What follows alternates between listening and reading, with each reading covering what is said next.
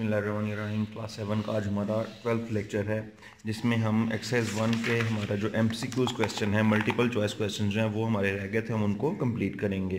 Question number 1 है, मैं आपको रीड कर देता हूँ और साथ साथ मैं आपको उसका एक्सप्लेन भी कर दूंगा। वो कहता है यहाँ पर if a is equal to 1 to 3 up to 100 and b is equal to 2 4 6 8 up to 100 what is इज a माइनस b। अब a की उसने वैल्यूज हमें दी हुई हैं 1 2 3 4 5, इस तरीके से 100 तक नंबर्स आ जाएंगे और सेम 2 4 6 8 और अप टू 100 ही हमारे आ जाएंगे नंबर्स b के अंदर। अब इसमें बच्चे आपने एक चीज देखनी है सबसे पहले कि जो अगर आप ए पे गौर करें तो ए में 1 2 3 तमाम काउंटिंग आ रही है, लेकिन बी के अंदर सिर्फ इवन नंबर्स आ रहे हैं, 2 आ रहा है, 4 आ रहा है, 6 आ रहा है, 8 आ रहा है, इस तरीके से नंबर्स आ रहे हैं। तो जब हम ए के अंदर से बी को माइनस कर देंगे, यानी कि पूरी काउंटिंग में से सिर्फ ऑड इवन नंबर्स निकाल दिए जाएंगे, जो हमारे पास आंसर आएगा वो ऑड नंबर हो जाएगा। यानी a माइनस बी करने के बाद हमारे पास सिर्फ ऑड नंबर आएंगे। तो यहाँ पे अगर आप गौर करें तो a ऑप्शन है हमारी, a के अंदर इस तरीके से आंसर आ रहा है 1 3 5 7 अप टू 99। तो ये हमारी ऑप्शन ठीक होगी, इसके ऊपर आप निशान लगा लेंगे। उसके बाद हम आगे चलते हैं। क्वेश्चन नंबर 2 है what does the rectangular reason in a Venn diagram represents. मैंने ऑलरेडी आपको एक्सप्लेन किया था जब हम वेन डायग्राम पढ़ रहे थे कि जो रेक्टेंगुलर रीजन होता है वो यूनिवर्सल सेट को शो करता है, जिसके अंदर तमाम सेट्स की वैल्यूज एग्जिस्ट कर रही होती हैं। तो उसका सिंबल हम यू यूज करते हैं, तो ये भी आंसर ए ही होगा, यूनिवर्सल सेट को वो रिप्रेजेंट कर रहा होता है। उसके बाद क्वेश्चन नंबर 3 है which of these represents the commutative property of union of sets. Commutative property आप ऑलरेडी स्टडी कर चुके हैं, यूनियंस की भी और इंटरसेक्शन की भी। तो यहाँ पे हमने उसने हमसे यूनियन की प्रॉपर्टी पूछी है, तो हमें पता है वो किसके बराबर होती है, A union B is equal to B union A. तो ये हमारा थर्ड का भी आंसर ए ही होगा। आगे फोर्थ में वो कहता है how is the complement of a set determined. हम कंप्लीमेंट कैसे फाइंड करते हैं, तो हमें पता है कि जब भी हमने किसी नंबर का कंप्लीमेंट फाइंड करना होता है तो उसको यू में से माइनस कर दिया जाता है। अब पहला ऑप्शन है ए माइनस बी, ऑब्वियसली ये नहीं है। फिर दूसरा ऑप्शन ए यूनियन बी है, ये भी नहीं है। तीसरा ऑप्शन है यू माइनस ए। बच्चे आपने ज़हन में रखना है माइनस के लिए ये वाला सिंबल भी इस्तेमाल किया जाता है। ये भी हम लोग जब सब डिफरेंस या सब्ट्रैक्शन पढ़ रहे थे तो उसके अंदर हम ये चीज़ स्टडी कर चुके हैं।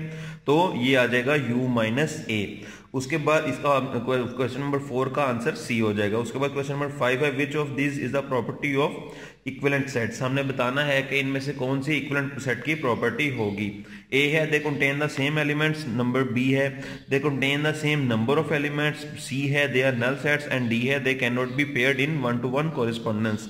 जी, तो बच्चे इसमें एक बात का ख्याल रखा जाए कि बी के अंदर उसमें जो प्रॉपर्टी इक्विवेलेंट सेट्स की वो ये होती है कि उनमें सेम नंबर ऑफ एलिमेंट्स होते हैं, यानी उनके नंबर से एलिमेंट्स की वैल्यू सेम होना लाजमी नहीं है, लेकिन उनके जो नंबर है, जो उनकी तादाद है वो सेम होगी। तो ऑप्शन बी उसका आंसर हो जाएगा।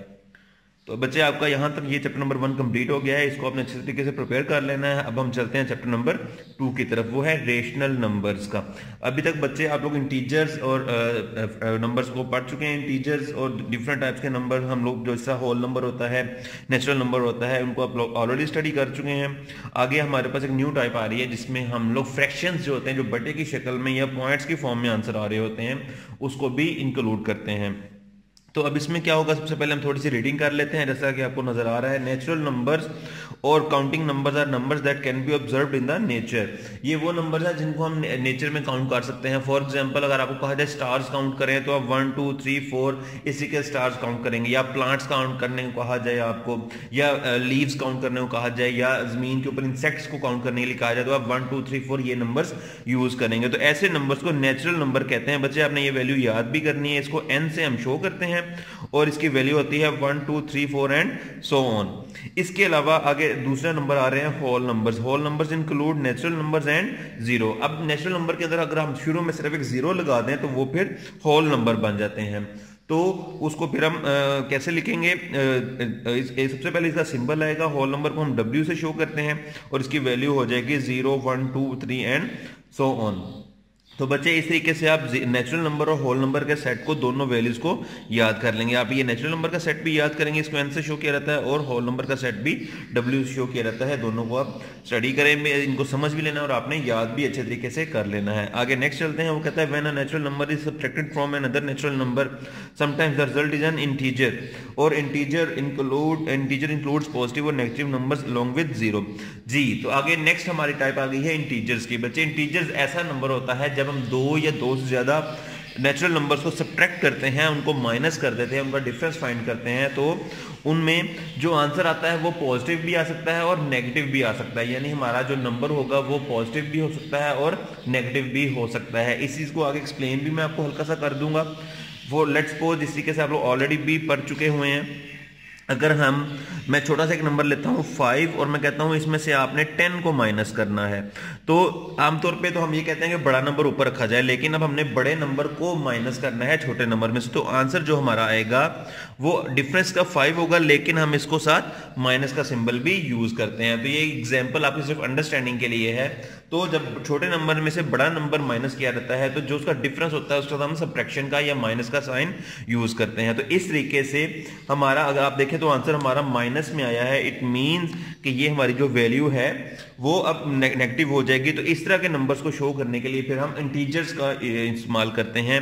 इंटीजर्स हमारे पॉजिटिव भी हो सकते हैं और नेगेटिव भी हो सकते हैं। तो z इज इक्वल टू 0, इससे राइट साइड पे हम पॉजिटिव नंबर्स लेके चलते हैं 0, 1, 2, 3 एंड सो ऑन, और लेफ्ट साइड पे नेगेटिव नंबर्स लेकर चलते हैं 0, -1, -2 एंड -3। यहाँ पे बच्चे मैं एक्सप्लेन कर देता हूँ आपको। इंटीजर्स को लिखने का एक और तरीकेकार भी है, वो भी आप समटाइम्स देखेंगे कि इंटीजर्स को उससे भी लिखा गया होगा। जैसे z हमारा सिंबल है इंटीजर्स को शो करने के लिए, 0 से स्टार्ट होगा ये, अब +-1, +-2, +-3 एंड सो ऑन, ये इस तरीके से आगे चलता जाएगा। तो अब क्या हुआ, हमारे पास जितने इंटीजर्स हैं वो हमने उनको इस तरीके से कॉम्बिनेशन की फॉर्म में भी लिख लिया। तो बच्चे इस तरीके से भी आप इंटीजर्स को लिख सकते हैं, या जिस तरीके से आपकी बुक पे उन्होंने रिप्रेजेंट किया हुआ है, यहाँ पर z is equal to right side पे वो पॉजिटिव नंबर्स लेके जा रहा है और लेफ्ट साइड पे नेगेटिव नंबर्स लेके जा रहा है, इस तरीके से भी इसको लिखा जा सकता है। तो आप इसकी वैल्यूज को भी याद कर लेंगे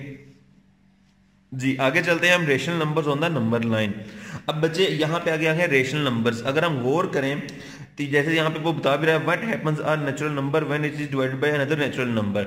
अभी तक हमने सब्ट्रैक्शन की बात की थी, लेकिन यहाँ पे वो कह रहा है कि अगर हम दो नेचुरल नंबर्स को डिवाइड कर दें तो फिर क्या होगा। लेट्स सपोज हमारा आंसर डिफ्रैक्शन की फॉर्म में या डेसिमल अशारिया की शक्ल में आ जाए, तो फिर हम क्या करेंगे। जैसे यहाँ पे बता रहा है वो sometimes the result is natural number, for example 10 divide by 5 हमने किया तो आंसर हमारा 2 आएगा, but sometimes the number is not natural number.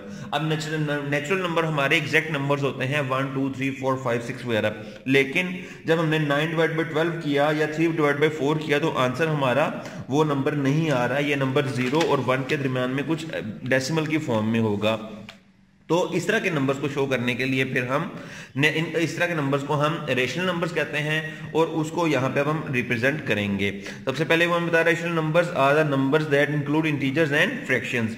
Rational numbers को बच्चे क्यू से शो किया जाता है और इसके अंदर इंटीजर्स यानी एग्जैक्ट नंबर्स जो आपके 1, 2, 3 पॉजिटिव में और नेगेटिव में दोनों वो भी आ रहे होंगे, और उसके अलावा फ्रैक्शंस जैसे नीचे उसने मिसाल भी दी हुई है वो भी साथ इसमें इंक्लूड होती है। तो बच्चे अभी के लिए आप लोग ये डेफिनेशन याद करेंगे, number which can be represented in the form P over Q where P and Q are the integers and Q is not equal to 0। बच्चे ये दो कंडीशंस भी लाजमी आप याद करेंगे।